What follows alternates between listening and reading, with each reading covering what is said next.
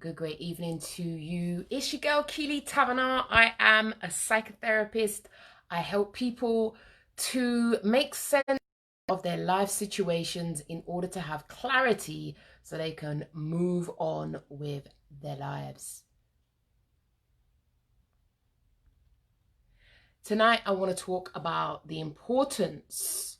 Well, actually, it's not even the importance. I want to talk about a question that came up in my live on Instagram about why can't I take compliments? And I thought, wow, I could talk about the reason why people can't take compliments.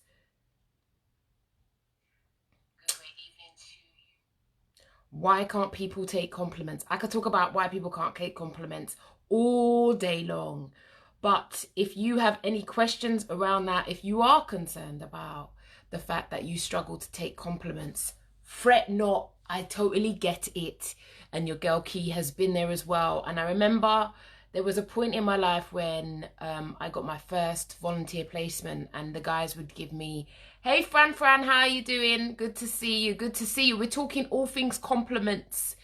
Feel free to share this live with a friend, a foe, family member, someone who might want to just kind of talk about some of the, or even just to get some insights about compliments. Because one of the things I've noticed, I noticed this in myself first, that I really struggled to take compliments. This was when I first started out on my journey and I was doing my first volunteer placement. And I remember the guy was like, you did that really well. And I rejected the compliment and I downplayed what I did. And it's almost like I was in an argument with him as to why I didn't think I was worthy of a compliment. And he literally had to sort of shake me. Yes, Shaz Mary Berry, very interesting name. If you've got any questions, feel free to ask your girl Key. If you would like to have a conversation with me, you can also, I have pinned a comment there. You can go to my online diary and book yourself in for a fact fee call. So one of the reasons why we can't take compliments is because a compliment is a reflection of how you feel about yourself. So if somebody gives you a compliment, say about, I know, your nose or your hair, and you reject that, often one of the reasons why we reject that is because, well, there's a lot of reasons why we reject it, but one, you may not believe that there's nothing nice about you. So firstly, it's an indicator of how you may feel about yourself. And another reason why we reject compliments is if we didn't get compliments as a child when we were coming up, we're not used to praise. For some of us, we are far more comfortable with being told how bad we are than being told how well we've done. And I think it's quite a sad reflection for so many of us. You know, there's so much focus put on working with teens, helping teens to deal with their life. But the reality is teens have parents.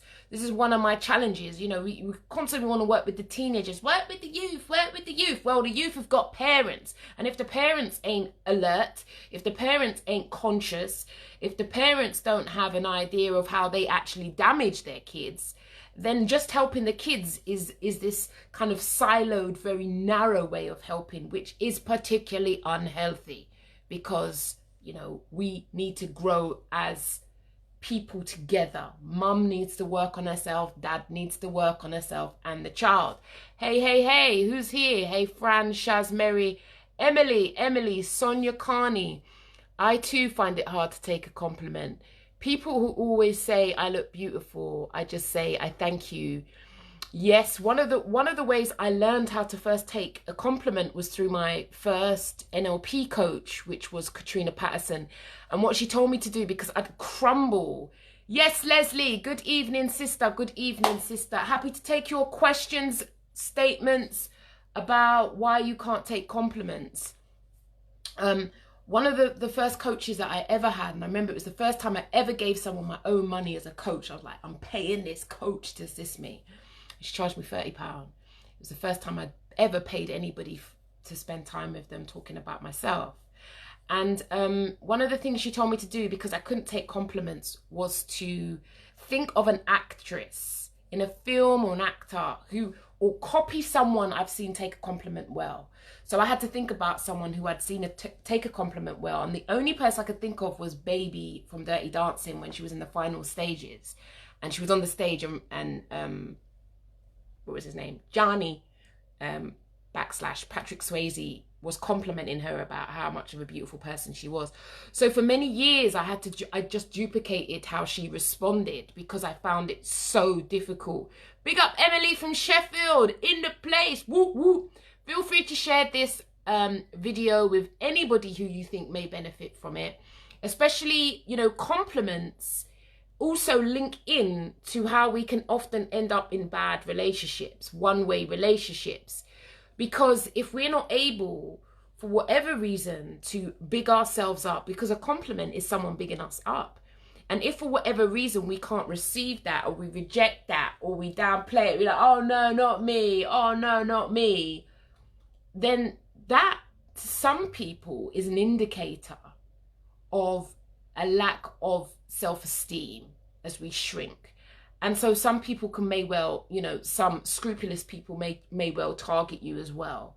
So we need to be mindful about that. But not being able to take a compliment will show up in many areas of your life, not just your intimate relationship. It will also show up in work. It may also mean that you have a low expectation of yourself. But I think fundamentally what not being able to take a compliment does suggest, it does suggest that maybe you weren't praised and you weren't encouraged in your younger years. And so that is why it can be so gut-wrenching. I mean gut-wrenching. Like, I would be embarrassed if somebody complimented me. It would be so gut-wrenching when you're complimented that the reality is, you know, we hate it. And one of the things I've learned from people, you know, so the challenge is how do you overcome that? How do you overcome not being able to take a compliment? I think in the first instance, the name of this video is why you can't take a compliment. And what I'm suggesting firstly is you can't take a compliment because potentially you wasn't praised sufficiently as a child. Secondly, you can't take a compliment because you don't rate you. You downplay your greatness. You downplay your inner genius. You downplay the things that you're good at. And so what happens is if anyone highlights something good about you, you want to reject it because you don't rate you. You don't rate you sufficiently. And I think another reason why we can't take compliments, and I often hear this a lot. Thank you for the heart. It's your girl Key. I'm talking here, but please feel free to ask me a question, a statement, because then I can feed off you. Otherwise, I'm just trying to feed off myself, and sometimes I run out of things to say, believe it or not. Some wouldn't. So, like I said, and I think thirdly, one of the reasons we can't take a compliment is because we don't big up ourselves enough. And it may also be linked to our inner voice. So if you've got a harsh inner critic, if you're brutal with yourself, if you don't always, you know, you've got to learn how to be your own best friend. And it's like, that's one of the reasons why, you know, it's important that we put ourselves first. Good evening, big up, big here, big up, in the place. Let me make sure if there's any questions coming through, I can find it here. That's why it's important that you learn to speak well of yourself. And I know what happens, I hear it all the time. Okay, but people will think I've got a big head. Let them think you've got a big head. Because a lot of the time, people are getting positions you should probably get, but because you downplay yourself, because you shrink, other people are up there bigging themselves up. Some of them can't even do the work, and you're like a shrinking violet. Honoring, speaking up about what you're good at. My people, especially my empaths, I always see you. It's not bragging. It's not bragging, because that's what I often hear. Oh, that's bragging, I don't want to brag. Well, you need to brag sometime. Take a leaf out of the braggadocious people's books, because some of the people who are bragging ain't as great as they brag about. They talk a good game, but when it comes to delivering, they don't always come up trumps. So that's something I would also encourage you to think about. Vicky says, I hate it. I really can't take a compliment. Vicky, what is it about a compliment that makes you shrink so much? What is it? And I think this is one of the bizarre things I have discovered through my journey, is that we often want love, we want encouragement, we want praise, but when we get it, we reject it. Humans. We want love, we crave love, we chase it, we try to find it, and then when we get it, we reject it. That's more likely if we didn't get the love we deserved in our childhood years. So that has a great impact. So thank you for that, Vicky. Leslie, we need to be comfortable with our own self-worth, our own self-esteem. If from your first caregiver affection or nice things wasn't given, we could struggle in our adult life, then it can go over into our relationships. Yes, most definitely. The thing is, though, about it, Leslie, you know, I mean, to be honest, I think it also depends on the person who's complimenting you as well. It depends on also the reaction that you can have. But Leslie, as I was saying, I don't think it's static. I don't think you just arrive. There can still be people that compliment me, and there might be something about them that I can find it very difficult. And I can go into a position and say, thank you for that. I really appreciate that. But depending on who it is, I can still feel uncomfortable. However, I know how to respond. But in my away time, I will be thinking about, well, what is it about that person that makes me react in that way? So what I'm saying is you never arrive. Is something to pay attention to. Not being able to take compliments is it's exposure of ourselves, how we react. I remember I used to go red and everything, and I used to have little sweat beads on my, it was like embarrassing. And one of the things I worked with before was I asked someone I was working with if they'd ever had a birthday party.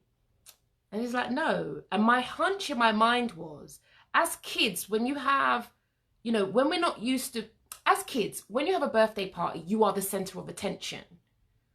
If you've never been the center of attention, say as a kid, because your parents didn't fuss over you when it was your birthday, then when you are getting a compliment, you're in the spotlight. And if you've never been in a spotlight throughout your life, a compliment really brings you into the spotlight. And for some of us, we don't want to be in the spotlight. We want to shrink into the background, you know? We want to be like the wallpaper. We don't want to be noticed. We don't want to be acknowledged. But for some of us, we'll moan that we're not. We'll moan, but actually when the spotlight is on us, we shrink and we don't want the exposure. And so, you know, I get it. Some people are extroverts. Some people are introverts. I am an extrovert, so I don't mind putting myself out there. But I think there are lots of people who shrink away from compliments who actually aren't necessarily introverts. And introverts can take compliments.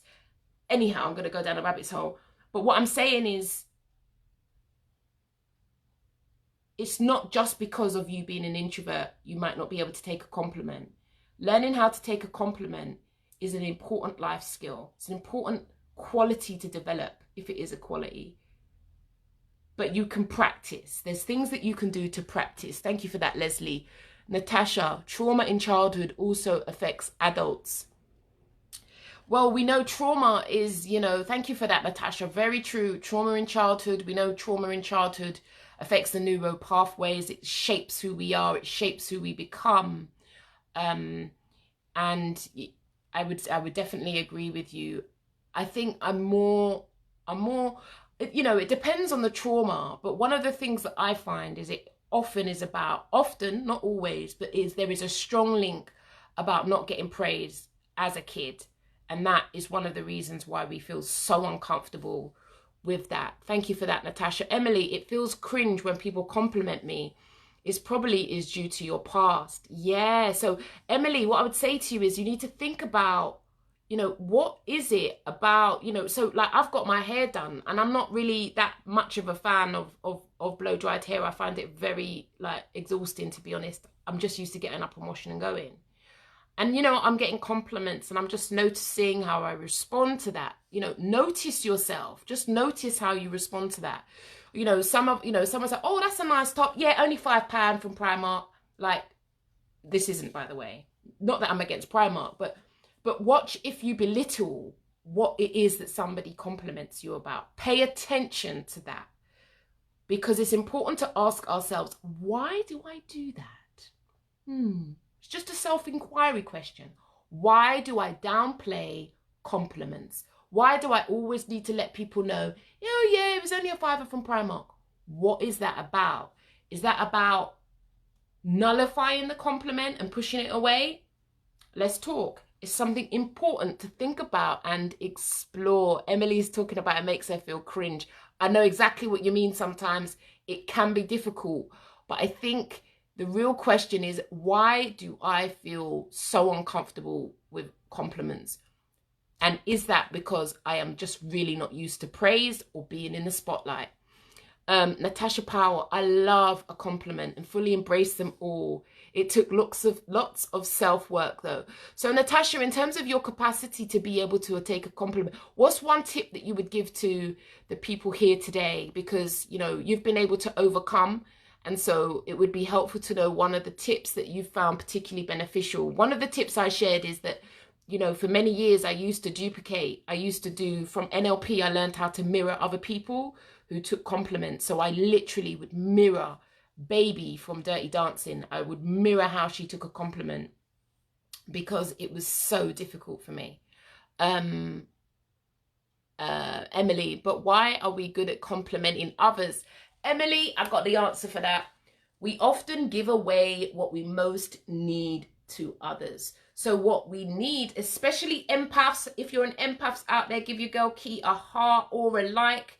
Don't forget, you can go to the Key for Change website and get my empaths guide, empath self-protection guide. That's 101 tips to help you best look after you. Because if you don't look after you, trust me, no one ain't coming to save you. They'll step over you. So you've got to learn to be your own best friend. Emily, the reason why we're good at complimenting others is because we give away what we've always needed. And if you're an empath, you'll also be highly attuned to other people's needs and highly likely to neglect your own. And it's one of the reasons why when my empath crew come to therapy, we will be focusing on how you look after you. Before Vicky Bennett, you see, you've never had a party before. I knew there was I believe there's a link. Don't worry, I never had a party as a child either.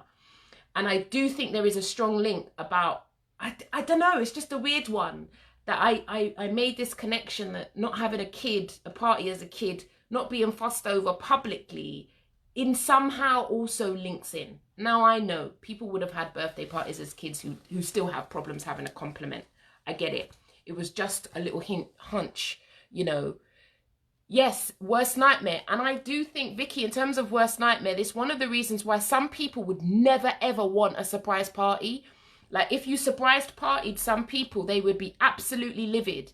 And I think one of the reasons why people were livid is because they don't want to be center stage, because often they're not used to ever being center stage. Yes, it may be because they're an introvert, but something deeper can also be going on about what it means to take center stage.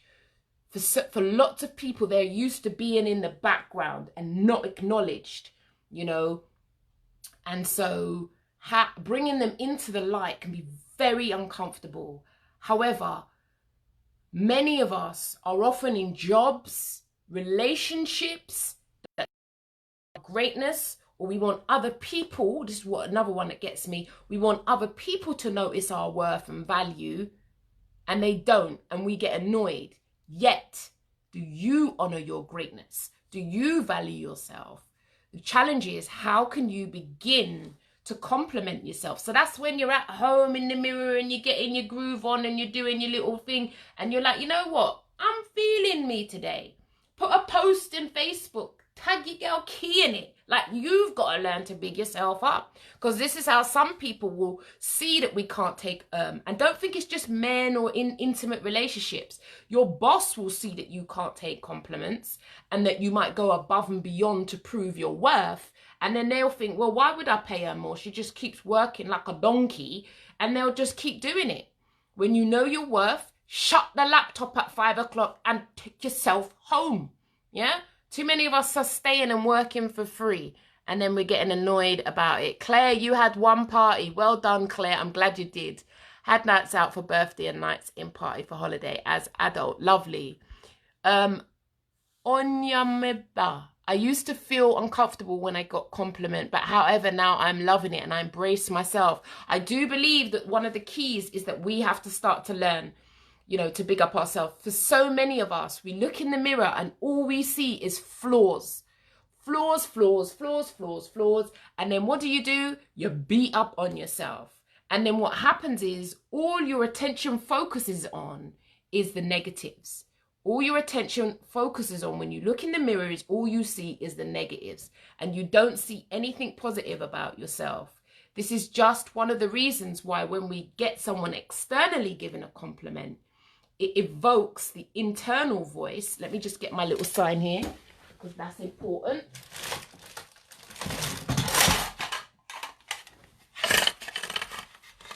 Like I said to you, that evokes our internal inner critic.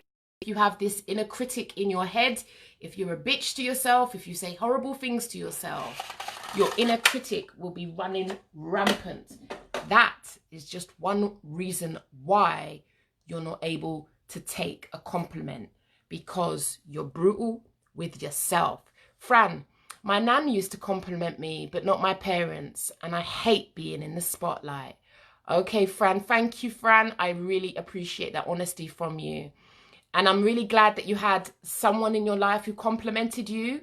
Like, that's really, really, really important because, you know, I remember when I was working in prisons, and these are sort of conversation I would have with the clients I worked with on a one-to-one. They could always remember one person who complimented. So, well, some people couldn't remember anybody, but one compliment, and it would stick in someone's mind for the rest of their life. So for the teachers, people out there, like, spread love, encourage people. You don't know how that may stick with someone in their life. You just have no idea. It really does stick.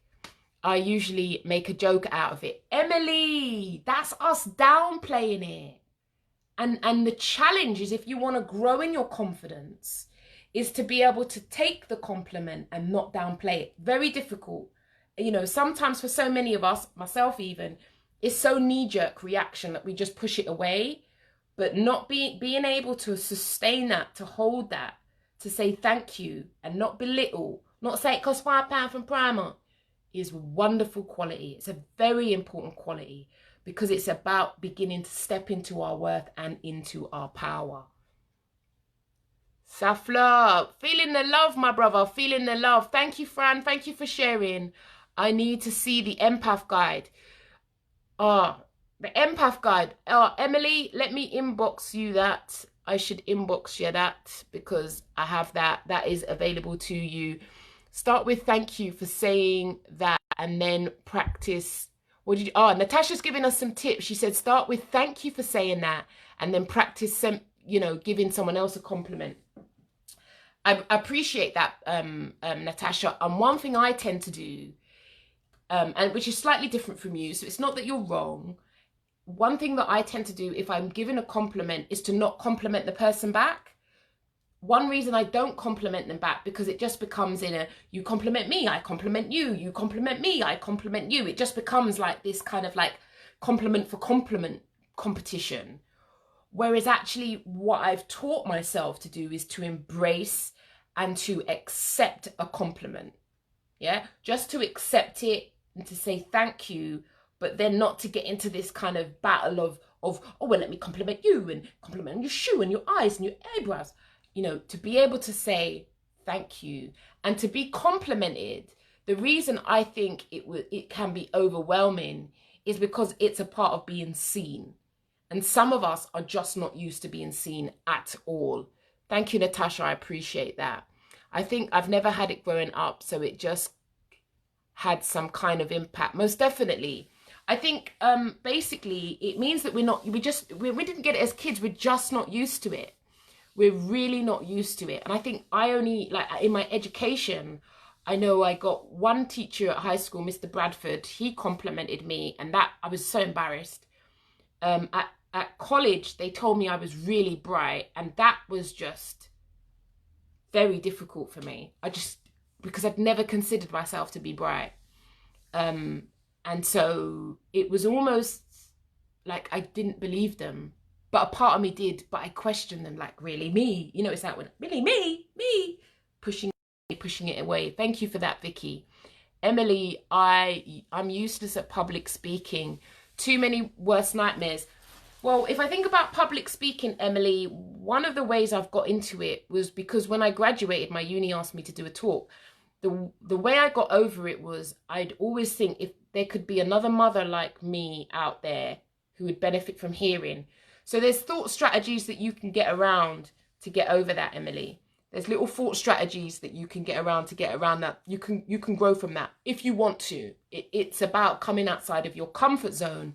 And we look at coming out of our comfort zone on my course, Pain into Purpose. So that's where we get people to start to think about how can we make our painful experiences purposeful so that we move and transcend beyond the pain. Because when we get stuck in the pain, that's how we become depressed. So it's about how can we make those situations purposeful. Shaz Mary Berry. My first party was at the age of 22. I know that. I love that. That is amazing because mine was also, I was there. I think I had mine's about 20. And I think, you know, it's such a declaration of self-love and self-worth that actually, potentially, you know, our parents didn't provide that for us for whatever reason. And we're not here to slag off parents, but we are here to understand and examine how we've become who we've become. So we do look at how our parents raised us. And that actually, as an adult, and that's the beautiful thing about what you said, Shaz, is that as an adult, you can choose. We call it in therapy, reparent yourself. So actually, what we do in therapy is encourage you to give to yourself what was potentially denied to yourself as a child. If that makes sense. I mean, there's depth in that, but I'm trusting that people can do depth, because if we just do superficial all the time, we know that that's a recipe for Kim Kardashian lifestyles. Yeah, and I know everybody would really like that. However, anyway, that's a whole nother story. Natasha, look in the mirror before going out and compliment yourself. You're right, sister. My people, you have to find something in the mirror to compliment yourself. You see, I got melisma. You know, there was a point in my life where all I would notice would be the darker skinned patches across my face. Now people see me like, oh, what's that? I'm like, it's just not something I see when I look in the mirror anymore. I look beyond it. You know, I look beyond it. Thank you for that, Natasha. Great tips. Emily, feeling the love. If I had a surprise party, we would fall out. I would walk out. What is that about, Vicky? I know, because that is about you being the center of attention. And Vicky, it's probably because you've never been the center of attention. And what I would encourage you to do is to be able to stand there and feel the uncomfortableness and embrace your birthday, sister. That is important. Emily, you hate mirrors. Well, hating mirrors may be a reflection of us hating ourselves sometimes, you know. And this is all you got. You know, it's all you got. The face you got, the body you got, it's all you got. And I'm of the view, you know, I spent so many years beating up on myself. I thought I might as well try to develop a little bit of self-love, because, you know, beating up on yourself is just so exhausting. And it damages your life in so many different ways. You know, as you know, your girl Key focuses on intimate relationships. But it impacts across your life in so many ways, beating up on yourself. So it's always about, you know, how can I begin to accept myself? When we hate ourselves, for example, we don't like how we look, it oozes out of us. And it's one of the things that other people, manipulative people, can sometimes tap into, and then they use it to your advantage. It's one of the reasons why when we don't like who we are, when that person decides to leave us, often for some of us, our abusers, we don't want them to go. It's devastating to us. This is very true. I had an horrendous childhood, what has affected my adult life. But I keep going. Sister Emily, if you need to inbox me or set up a call, I have pinned a link. Go to my online diary. We can have connection, a talk about that. Oh, blessings. I'm loving the love. I'm loving the love between you guys, you know, supporting and encouraging each other. It ain't easy out here. Love that I did a small gathering for self at 40. Loving that repair self. Well done. It's one of the reasons I did that at 40 as well, Natasha. I had a big party at 40 and I took responsibility for it because I felt like if I didn't take responsibility for my 40th birthday, I would have been in the harvester, you know, going to the salad cart and having a rotisserie chicken. Didn't what I wanted. So what we do when we want something in life, if you want something, take control of it. Start to focus your energy. If you need help, get help, but take responsibility for that. Because for far too many years, I would feel sorry for myself on my birthday. You know, friends would be like, oh, what are you doing for your birthday? I'll be like, oh, nothing. Oh, no, I don't do nothing. And then the day comes, in it, you sit there crying, feeling sorry for yourself. No, Keeley, we're doing it differently. And it's one of the reasons why I took responsibility for myself, to ensure that I gave myself a birthday that I wanted and didn't, you know, wait for someone else to come and do it for me. Not a recipe for feeling great about yourself. It's your girl Key. I am a qualified psychotherapist. I help a whole raft of people with life dilemmas. That's how I see it. We all have life dilemmas, and sometimes we just need someone to talk about it. What's all the stigma with therapy and counseling? Like, come on, we need to move beyond that now. Sometimes we can't make it on our own. We need help. We need a little bit of wisdom. We need to be able to talk to someone. And that's what I help people with. I help people to navigate life's conundrums in order for them to find a way so they don't feel helpless. Because we know when we feel helpless, anxiety and depression will soon make their way in and rob us of our greatness. And there is a genius in you waiting for you to discover.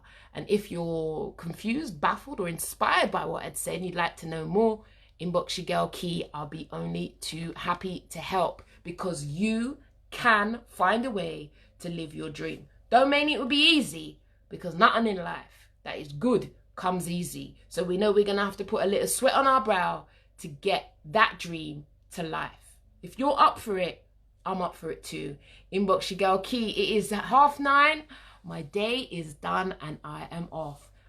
Do take care of you, because if you don't, no one is coming to save you.